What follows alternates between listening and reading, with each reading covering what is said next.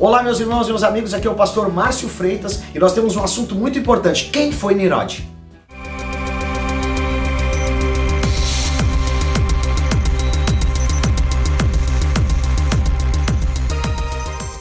Olá meus irmãos, como já mencionei, quem foi Nirod? Nós vamos estar explanando algo a respeito desse homem, ou um ser mitológico que muitos acreditam. Bom, para nós entender rapidamente, está comigo Pedro Esaú, nós todas as quintas-feiras estamos meditando num tema e trazendo aí para compartilhar com os nossos irmãos e amigos. Você pode nos ajudar, como se inscrevendo, dando o seu like, porque esse vídeo vai mais longe. Então nos apoie aí para que nós venhamos fazer mais vídeos, também colocando o seu comentário, o que você achou, qual é o tema que você gostaria que nós abordasse, e se você sabe alguma coisa do que nós vamos falar, também coloque nos comentários. Bom, vamos lá, está lá a história de Nirod no livro de Gênesis, alguns versículos explicando quem foi esse homem.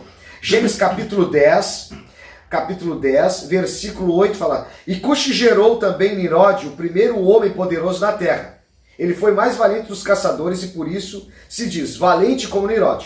No início, o seu reino abrangia Babel, Ereque, Acade, Calné, na terra de Sinear. Bom, olha só, o que nós vamos ver, né, Pedro, que nós estávamos conversando, quem foi Nirod? Um caçador, um matador, um fundador de Babilônia, também filho de Cuxi, neto de Cã e bisneto de Noé, esse cidadão aí que nós vamos estar... Tá, mas o que nós vamos dizer? O que representa hoje Nirod? Nós vamos estar conversando aqui nesses minutos e tu vai entender o que esse homem fez na história e o que tem gerado ainda nesses últimos tempos. O que tem visto a respeito de Nirod, Pedro? Tá, a primeira coisa é que a história dele é bem complicada, porque Exato. Ela não tá na... Ela tem versículos na Bíblia, mas tu tem que estudar extra, né? Fora da Bíblia ali. Então, começa por aí já... Exatamente, tu tem que buscar outras fontes. Eu estava vendo que o historiador Flávio Josefo, em sua obra Antiguidade Judaica, ele descreve Nirod como um grande tirano que constantemente se dedicava o quê? A afastar os homens de Deus. Alguns acreditam que ele tinha uma rixa com Deus devido ao dilúvio, depois dos seus descendentes. Que ele disse, não, eu estou irado e vou fazer algo. Aí entra a questão do... O que na verdade esse Nirod usou uma estratégia que é usada até hoje, né? Uma estratégia de fazer um lugar único, assim, com um governo único, né? Porque se tu for ver ali, Nirod foi o primeiro a tentar... Ele é o primeiro rei que fez a torre. Isso. Claro, a Bíblia não diz, mas os historiadores todos chegam num... praticamente todos chegam nesse consenso de que Nirod que estava influenciando ali na torre, até porque os locais ali, ele controlava ali, foi o primeiro a... E aí que... Bom, essa estratégia que Nirod usa é do inimigo externo, né? Sim, nós estávamos até conversando. O que é o inimigo externo? Nirod é o criador da cidade de Nínive, né? Isso. Então, e a cidade de Nínive tinha uma população também gigantesca. Tá, mas Nirod ele queria unificar a humanidade, como nós estávamos vendo. Ele cria o inimigo externo depois do dilúvio. Ele diz, vai vir o dilúvio, mas Deus, né, Pedro, falou que não ia ter. Deus já tinha dito que não ia mandar de novo. Ele tinha feito até o seu sinal no céu, né, e tudo. Mas ele tem que usar por causa que senão... O que ele iria usar para poder fazer as pessoas obedecerem, né? Exatamente. Então ele precisa de um inimigo externo, assim, tá todo mundo contra o dilúvio. Só que aquilo é uma mentira, né? Não ia... E deu para entender o gancho que nós queremos te dizer hoje? O mundo não tem criado alguns inimigos externos, medo de uma guerra nuclear, né, Pedro, que nós estávamos conversando. Hoje mesmo nós vivemos esse período de pandemia, então alguns acreditam que esse inimigo, a pandemia, foi criado. Alguns acreditam. O que tu acha, do teu ponto de vista, Pedro? Tá. Não, claro que a gente está falando de Nirod, mas abrimos um parênteses agora. Como nós falamos aqui que Nirod ele cria esse inimigo externo, nós temos que se unificar, construir uma torre, a gente junto ninguém vai nos atacar, e ele coloca o medo no coração das pessoas. Ele coloca o medo, olha, e se vir outro dilúvio, aí o que vai ser? Sim. A questão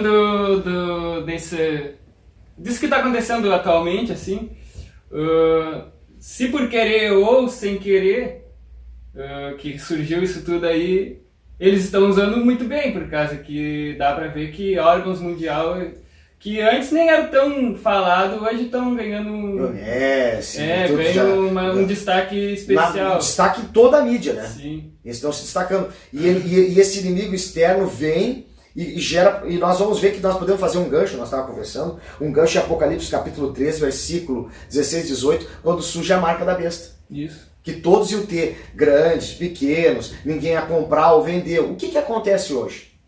O que acontece? Claro que nós estamos falando de Nimrod, mas uma coisa é que nem o sistema da teia, né, Pedro? É que a estratégia é a mesma, né?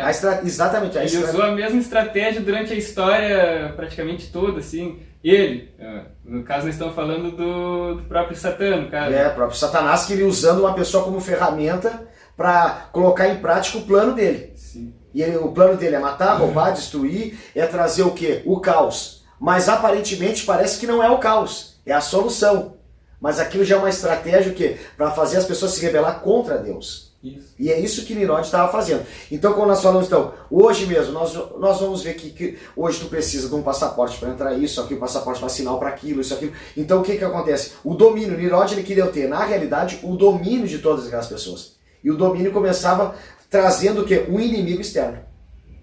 É o medo, né? O medo. O medo. Então as pessoas são dirigidas pelo medo. Então o medo, ela causa que é pandêmico.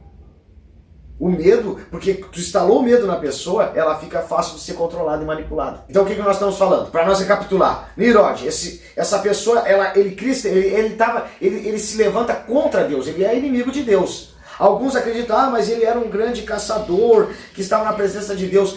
Talvez no início, com certeza, ele surgiu bem. Mas não tem como relatar isso, não tem nada que comprove que ele surgiu bem ou mal, né? Sim. Teria que estudar uma história, que aí é extra, né? Mas possivelmente talvez ele tenha surgido normal, como qualquer pessoa surge assim, e depois ele tenha se corrompido. Sim. Pode ser, né? Exatamente. Olha, entrou um barulho extra aí, velho. É uma propaganda que passou lá longe e provavelmente vai captar no áudio aí, mas não se assuste. Não estamos colocando medo. Bom, o que nós vamos falar então? Nós já sabemos então que Nimrod ele queria unificar a humanidade e ele queria fazer que todos ficassem tudo junto, só numa língua só. Nós já falamos em estudos a respeito das placas guias da Geórgia, quando fala sobre ter um único idioma.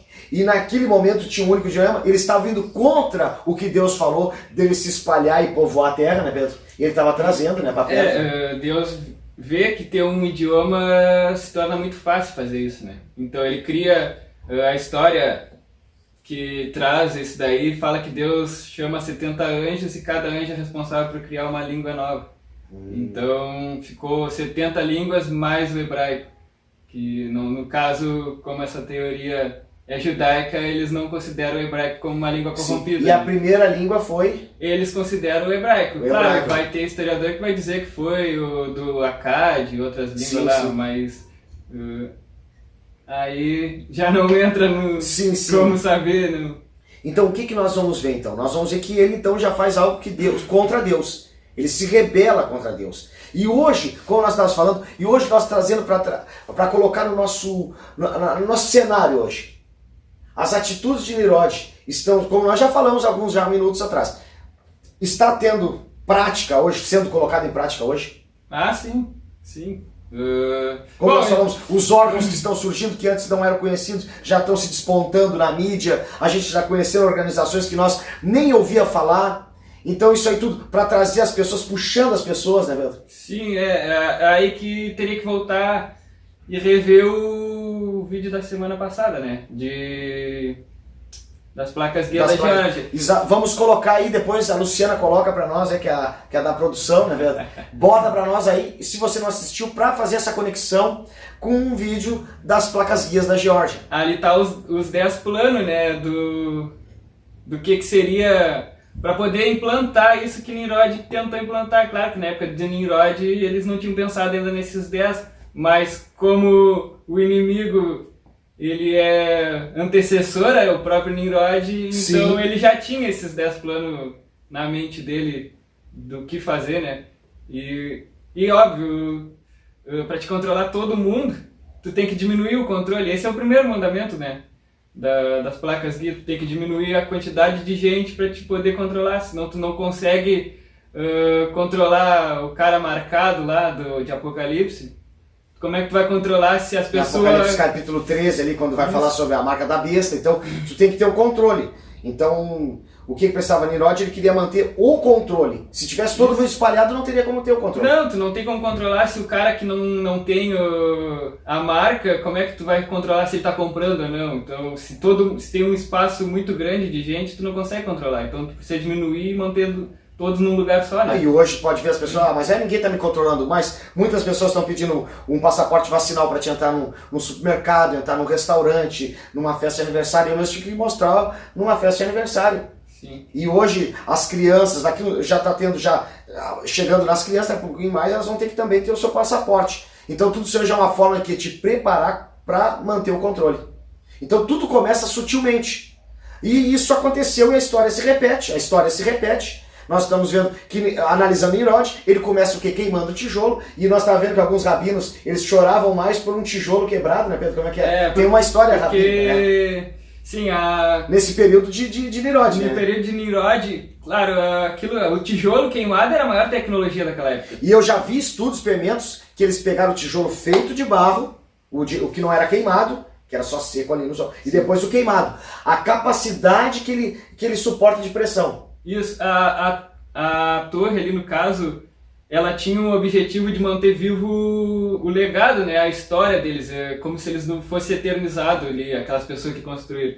E era um memorial para demonstrar a força, a união deles, né? E tinha até, diz que eles iam fazer uma estátua no topo dela, que seria um deus que seria uma afronta contra o próprio Deus, né? Que seria um deus com uma espada e tal, afrontando o próprio Deus. Porque é esse sentido de vingança de Nimrod, né? Ele tinha um sentido de vingança contra Deus devido ao dilúvio, né? Por causa que isso tudo tem uma ligação com o lado mal da coisa, né? Sim, já era um projeto satânico, porque desde o início Satanás está tentando o quê? Destruir e acabar com tudo que Deus tem planejado. Isso. E é o propósito dele, né? E aí que a história do choro dos tijolos é que, como era um legado, um tijolo que quebrava gerava choro, por causa que aquele tijolo valia muito para fazer aquela torre. Mas uma vida que morria não valia nada. Exatamente, porque os construtores da torre não é mencionado. Tanto faz. Era só mais um. Isso. E o principal objetivo é esse tijolo, isso que vai dar a legalidade do trabalho. Coisa séria, né? Olha só. Então, tu vê que um tijolo valia mais que uma vida, tu já vê o nível o nível de depravação. E alguns historiadores, como nós estávamos falando, que Flávio José fala que ele era tirano, cruel. E nós já vimos vários tiranos que surgiram na história. Hitler, Stalin, Mussolini, que eram tiranos. E tu imagina quando vinha o anticristo. E Nimrod é engraçado porque depois ele mesmo se considerou Deus, né? E aí que esses líderes que chegam a esse ponto de um estado que controla tudo, a gente vê que tem eu não vou lembrar o nome dele, mas ele era da Coreia do Norte, ele se declarou o próprio Deus, né? Então tu pega esses regimes que são Coreia do Norte, assim, esses regimes assim, tu já vê que eles... ditador, assim... Tu vê que é o mesmo regime usado na China e lá, para te ter uma igreja, tem uma lei que o pastor tem que adorar o comunismo. O comunismo e o Estado tá dentro da igreja, tem o pastor do Estado. Até a igreja é controlada pelo Estado. Eu estava vendo, eu li, nós temos um livro aqui, que é a mente de Hitler, e ele se declarou no período da Segunda Guerra Mundial e disse assim: não, eu sou o Espírito Santo. Sim. Eu tenho a revelação de Deus. E por isso que deu tanta morte de pastores. É um faraó, né? Ele é, exatamente. É um faraó. E falando em faraó, alguns acreditam que Nimrod ele era egípcio, né? Descendência dele era egípcia. Ele era de Cã, né? E aí veio dos egípcios, né, Cana? Então alguns acreditam ali que seria isso aí, então. O contrário, né? Os egípcios vieram de Cã. Exatamente. Os egípcios vieram de Cã. Se ele não era, ele era parente. Ele era parente. Pra te ver só, e eles, a dinastia que eles eram, né? Se tornaram depois, né? Então olha só o grau, a dimensão do assunto. Então eu creio que algo que venha a ser hoje relevante esse assunto sobre Nirod, quem foi essa pessoa, que essa pessoa, ela contribuiu não para o bem, mas para tentar fazer as pessoas se afastar de Deus e não confiar no cuidado de Deus. Então, eu creio que se tu te interessou nesse assunto, coloca aí nos comentários, nos ajude, né, Pedro? E nós vamos trazer algo simples, objetivo hoje. E tudo está sendo preparado. Então a história se repete.